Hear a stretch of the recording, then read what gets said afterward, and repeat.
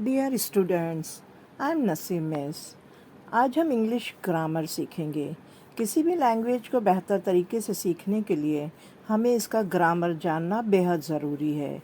चलिए, English grammar की शुरुआत इस ज़बान की बुनियाद यानी टेंसेस से करते हैं। टेंसेस यानी ज़माने। सबसे पहले हमें ये जानना होगा कि टेंस क्या है। टेंस एक नाउन है, एक वर्ब बेस्ड मेथड जो कभी टाइम और कभी कभार काम जारी या मुकम्मल हुआ है उसका इजहार करता है। टेंस लफ्ज़ की शुरुआत लातिनी ज़बान के लफ्ज़ टेम्पस से हुई है जिसका मानी है टाइम। इंग्लिश में टेंस का ख्याल टाइम को वाज़ेह करने के लिए किया गया है। ज़माने माजी, ज़माने हाल और ज़माने मुस्तक़बिल यानी past tense, present tense and future tense आमतौर पर वर्ब के मुख्तलिफ फॉर्म्स दिखाने के लिए और उसके इस्तेमाल बताने के लिए टेंस का इस्तेमाल किया जाता है। ये टेबल हमें पूरे 12 टेंस दिखा रहा है। पहला टेंस है simple, simple present tense, simple past tense and simple future tense. दूसरा है present continuous tense, past continuous tense and future continuous tense. तीसरा present perfect tense, past perfect tense, future perfect tense. चौथा present perfect continuous tense, past perfect continuous tense, future perfect continuous tense.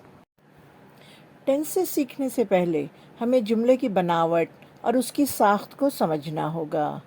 Pattern of sentence भी बहुत अहमियत रखते हैं। चलिए देखें। English में सेंटेंस का पैटर्न कुछ इस तरह है। Subject plus verb plus object. First, I eat an apple. I subject है, ईट वर्ब है, एन एप्पल ऑब्जेक्ट है। Second, they play football. They subject है, प्ले वर्ब है, फुटबॉल ऑब्जेक्ट है। Third, he will buy a jeans. He subject है, buy verb है, a jeans object है। आमतौर पर ऑक्सिलरी वर्ब्स यानी हेल्पिंग वर्ब्स जो होते हैं वो मेन वर्ब के पहले इस्तेमाल में आते हैं। अब हिंदी और उर्दू में सेंटेंस का पैटर्न देखते हैं। Subject plus object plus verb. First, मैंने एक सेब खाया। मैंने सब्जेक्ट है, एक सेब ऑब्जेक्ट है, खाया वर्ब है। सेकंड, उन्होंने फुटबॉल खेला। उन्होंने सब्जेक्ट है, फुटबॉल ऑब्जेक्ट है, खेला वर्ब है। थर्ड, वो जीन्स खरीदेगा। वो सब्जेक्ट है, जीन्स ऑब्जेक्ट है, खरीदेगा वर्ब है। हमारा पहला टेंस है simple present tense. Simple present tense में हमें वर्ब्स को उसकी असली हालत में यूज़ करना है।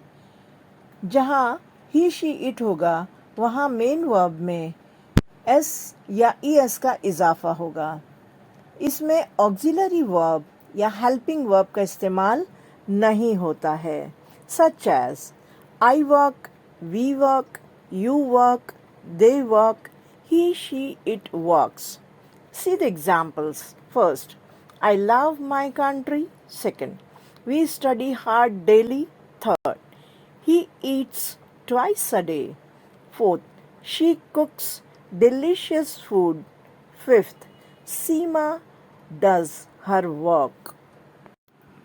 दूसरा टेंस है simple past tense. Simple past tense में भी हेल्पिंग वर्ब का इस्तेमाल नहीं होता है।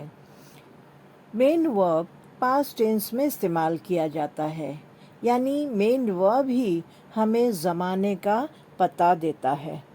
Such as I played, we played, you played, they played, he, she, it played. See the examples. First, I liked the movie. Second, we changed the train from Delhi. Third, they lived in France.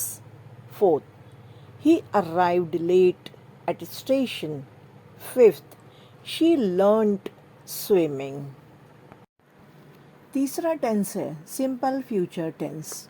इस tense में हम auxiliary verb यानी helping verb का इस्तेमाल करेंगे।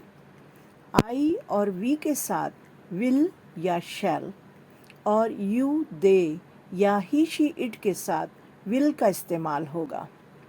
Will और shall के साथ मेन वर्ब हमेशा इन्फिनेटिव फॉर्म में यानी अपने ओरिजिनल फॉर्म में यूज़ होता है, सच एज आई विल और शैल गो, वी विल और शैल गो, you will go, they will go, he, she, it will go.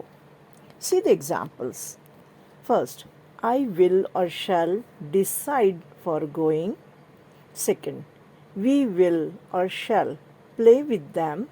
Third, you will spend a lot of money. Fourth, they will consult the doctor. Fifth, he will call you tomorrow. चौथा tense है present continuous tense. Continuous या progressive का मतलब होता है ज़माना जारी, यानी रहा है, रही है, रहे हैं। ये हमें वर्ब का आईएनजी फॉर्म दिखाता है।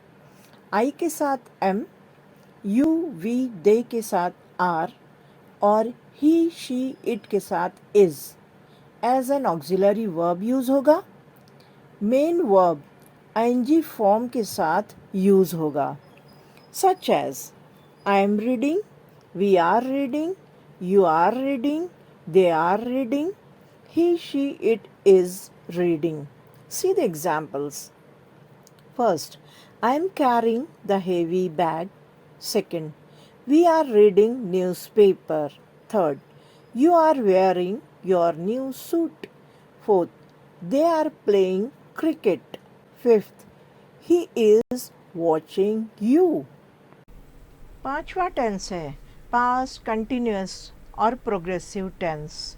इसमें वॉज या were as an auxiliary verb use होगा और मेन वर्ब का आईएनजी फॉर्म यूज़ होगा, such as I was writing, we were writing, you were writing, they were writing, he, she, it was writing. See the example. I was doing my homework. Second, we were going on a trip. Third, you were reading a story book. Fourth, they were playing football. Fifth, she was weeping loudly. हमारा छठा tense है future continuous tense. Continuous या progressive में ING form of the main verb कायम रहेगा। Will be as an auxiliary verb इस्तेमाल किया जाएगा, such as I will be working, we will be working, you will be working, they will be working, he, she, it will be working. See the examples. First, I will be studying in college next year. Second, tomorrow afternoon we will be flying over the Atlantic. Third, they will be watching movie. Fourth, Helen will be preparing cakes. Fifth, it will be raining tomorrow. ये slide हमारा short revision है। अभी हमने जो 6 tenses सीखे हैं इनमें कुछ अहम पॉइंट्स हैं जो आपको याद रखना होगा। अगर आपने तवज्जो से टेंसेस को सीख लिया तो यकीन जानिए आपको इंग्लिश बोलना भी बहुत आसान हो जाएगा। चलिए देखते हैं। सिंपल प्रेजेंट टेंस, इसमें हेल्पिंग वर्ब नहीं होता है और जहाँ ही शी इट होगा वहाँ मेन वर्ब में एस या ईएस का इजाफा होगा। सिंपल पास्ट टेंस, इसमें भी ऑक्सिलरी वर्ब नहीं होता है, मेन वर्ब पास्ट टेंस में इस्तेमाल होता है। सिंपल फ्यूचर टेंस, इसमें विल और शैल के साथ मेन वर्ब अपने ओरिजिनल फॉर्म में यानी इन्फिनेटिव फॉर्म में यूज़ होगा। चौथा, प्रेजेंट कंटिन्यूस या progressive tense am is are के साथ मेन वर्ब आईएनजी फॉर्म में यूज़ होगा। पास्ट कंटिन्यूस या प्रोग्रेसिव टेंस वॉज वर के साथ मेन वर्ब आईएनजी फॉर्म में यूज़ होगा। फ्यूचर कंटिन्यूस या प्रोग्रेसिव टेंस में विल बी के साथ मेन वर्ब आईएनजी फॉर्म में यूज़ होगा। डियर स्टूडेंट्स, आज आपने 6 टेंसेस सीखे हैं। रिमेनिंग 6 टेंसेस बहुत जल्द आपको टेंसेस पार्ट 2 के नेक्स्ट वीडियो में सीखने को मिलेंगे।